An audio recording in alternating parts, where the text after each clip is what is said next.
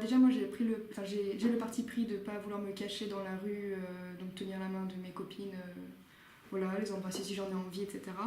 Donc ça peut aller de choses très banales, entre guillemets, donc des insultes. Je me rappelle une fois c'était à Grenoble dans le tram, donc des insultes au loin, ou toute galanterie quoi on va dire. Au début j'avais même pas compris que c'était pour moi, en toute honnêteté. C'est ma copine qui était très très mal à l'aise et qui m'a fait comprendre qu'en fait dans un wagon plus loin on nous hurlait dessus et on nous insultait.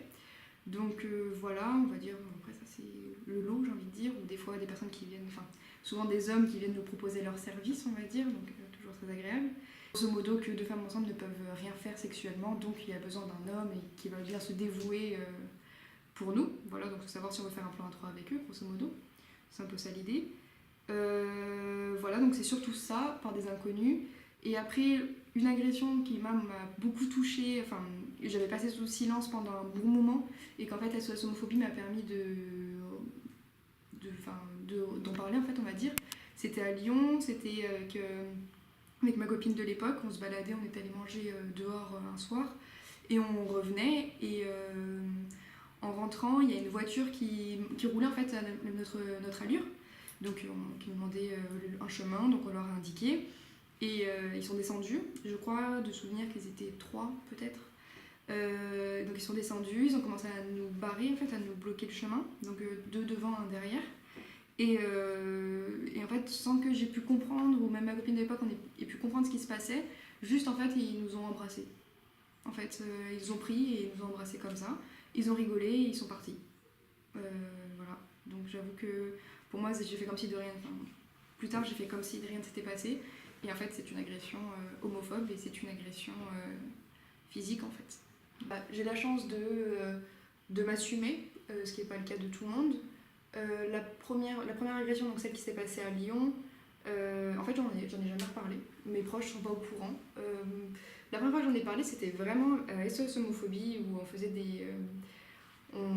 de la formation pour faire les interventions au milieu scolaire, et souvent une des questions qui revient c'est est-ce qu'on a été agressé, etc. Et en écoutant le récit des autres personnes, je me suis rendu compte que moi aussi j'avais vécu quelque chose comme ça, et qu'en fait c'était une agression, et donc là j'ai pu commencer à en parler, mais du coup à des élèves, à des personnes que je connais pas. Pour ce qui est des insultes, on va dire, etc., les 3 quarts du temps je réponds pas, parce que juste je sais pas quoi dire, que souvent c'est des personnes qui sont en bande, et que j'ai juste envie d'être dans le tram tranquille, de me balader dans la rue tranquillement, et donc peut-être un peu par lâcheté, je sais pas, j'avoue que je dis rien, mais ça reste quand même en fait. Ça montre qu'on n'est pas les bienvenus et qu'on n'est pas en sécurité dans un tram, dans une place, peu importe où, peu importe l'heure.